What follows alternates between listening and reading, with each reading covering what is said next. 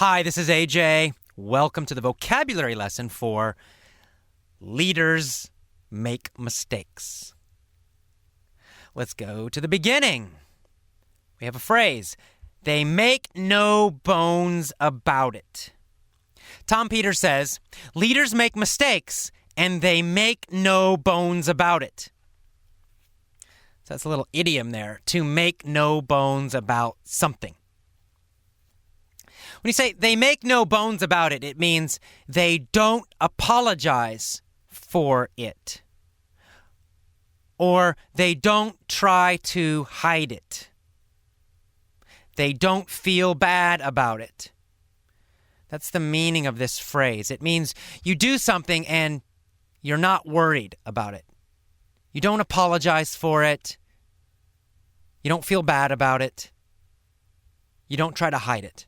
You feel good. So it says they make mistakes and they make no bones about it. It means they make mistakes and they don't feel bad about making the mistakes. They feel good. They make mistakes and they don't apologize. They don't say, I'm sorry I made a mistake. Right? They make no bones about it. They do not apologize. They are direct and honest about it. They don't try to hide it. They don't feel bad about it. And they don't apologize. They make no bones about making mistakes. They don't apologize for making mistakes. They don't try to hide their mistakes. They don't feel bad about their mistakes. They make no bones about it. Okay, then a little later, he says, in placid times, leaders can pretend to have the answers. Okay, placid. Placid means calm. Calm. C-A-L-M. Calm. So it means nothing's changing, right? Everything is calm and slow and relaxed. So during placid times in the economy, in history, when everything is calm, then the leaders can pretend they are strong. They can pretend they are perfect. They can pretend they know everything. Right? So in calm times, leaders could, in the past, pretend to know everything. They could pretend to be perfect. But he says, in turbulent times, leaders must have the best questions, not the best answers. They can't pretend to know everything. Instead, they have to ask a lot of questions, always asking questions, asking questions. So that's what happens in turbulent times, what must happen in turbulent. Now, turbulent, of course, is the opposite of placid. Turbulent means not calm. It means rough or changing fast. Chaotic. So in chaotic times, in rough, difficult times, in times when everything is changing quickly, in turbulent times. Turbulent. Turbulent is the opposite of calm. Turbulent, not calm. And Tom says that these questions that leaders ask, they ask everybody questions all the time. The questions must encourage other people to undertake voyages of mutual discovery. What does that mean? Undertake voyages of mutual discovery. Well, to undertake means to start doing something. So to undertake a voyage means to start a voyage. And a voyage is a trip. It's a journey, a trip. So he's saying you must encourage other people to take a trip, to start a trip, to undertake, to start. So again, to undertake something means to start something, usually something that takes a long time. So you're going to start something and it's going to take a while to finish it, to undertake. And you're going to undertake a voyage. Again, a voyage is a journey. It's a trip. Now, he's not talking about a real trip like New York to Los Angeles. He's talking about an emotional trip, an intellectual trip. It means changing what happens in your mind. So a trip, a voyage of mutual discovery. Mutual means shared. It means it's something you do together with other people. So, for example, you have a team. You want your team to take a trip together, a mutual trip. Mutual. Together means everybody shares it. It happens to everybody. That's mutual. Mutual means shared or happening to everybody. And finally, the word discovery means learning. Learning, or to find new things. Find something new, learn something new. So that whole phrase, which is a little difficult, to undertake voyages of mutual discovery, to start a trip of shared learning. So what he's saying is leaders encourage their people to learn new things together.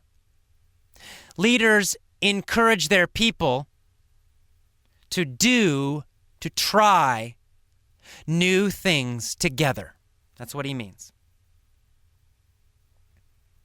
And he says, the essence of trying new stuff is letting people screw up. All right, essence means the core, the most important idea. It's what's most important. So the most important part of trying new stuff, the most important idea, the most important point of trying new stuff is letting people screw up. To screw up means to make a mistake or to fail. To screw up means to fail or to make a mistake. You say, oh, I screwed up. It means I made a mistake. I made a mistake. I screwed up. To screw up means to make a mistake. He says you must screw up. You must make mistakes. If you're a leader, you must encourage your people to screw up. You must encourage them to make mistakes. Help them to make mistakes. Congratulate them when they make big, interesting mistakes.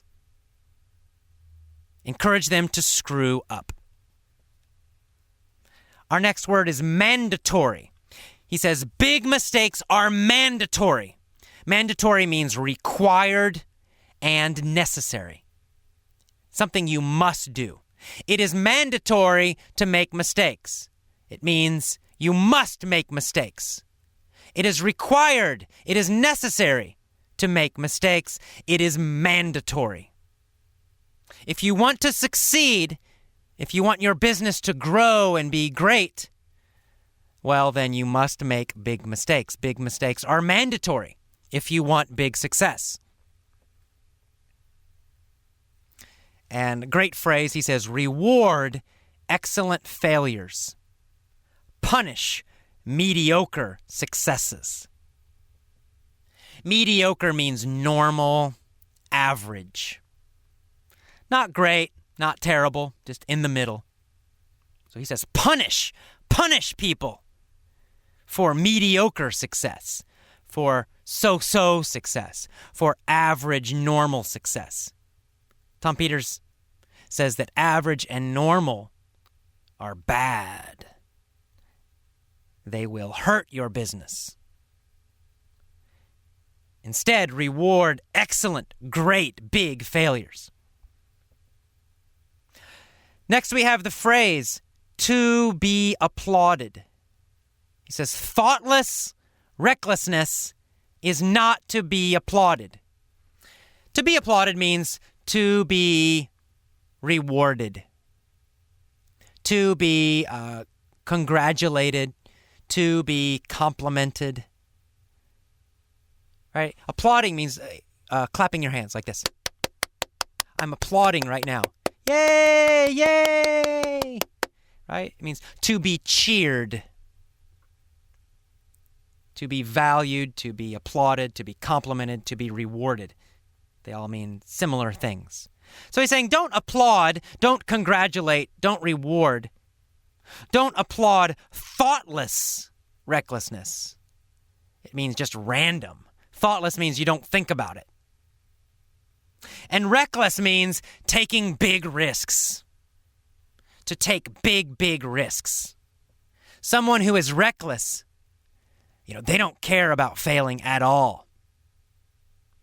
If reckless means, You don't care about the risks. You're totally not afraid. Taking a big chance. That's reckless. So he's saying reckless or recklessness is the noun. It's very good if it's thoughtful. People who think about being reckless, people who think about taking big risks, people who think about trying something very different, if they think about it carefully and they really think about it and they have a plan, well, that's great. And he gives examples. Martin Luther King and Galileo and Picasso, they were reckless. They tried very different, almost crazy things at that time in their life, in history. And they succeeded, but they were thoughtful. They thought about it carefully. And he says, against long odds, they tried to create an entirely new world.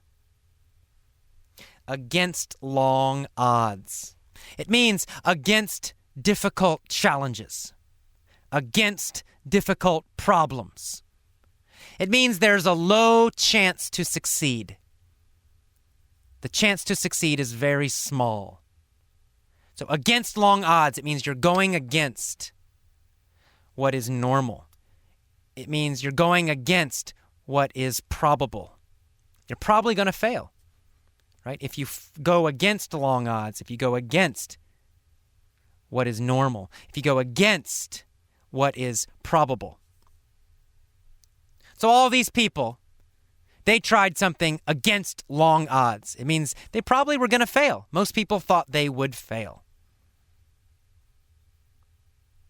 And finally, we have the word ain't. Ain't. He said, if that ain't reckless, I don't know what the word means. So ain't is really just means is not or am not or are not. And it's a very casual, very, very casual way to say is not or am not. Say, I ain't hungry means I am not hungry. Or he ain't handsome means he is not handsome. So ain't, again, is very, very casual. It does not sound intelligent. It does not sound intellectual. It's really the opposite. It's kind of very emotional, very, very, very casual. That's ain't. It means am not or are not or is not. You can use it for all of those. He ain't hungry. I ain't hungry. They ain't hungry. Okay, that is the end of the vocabulary for leaders make mistakes. See you next time. Bye-bye.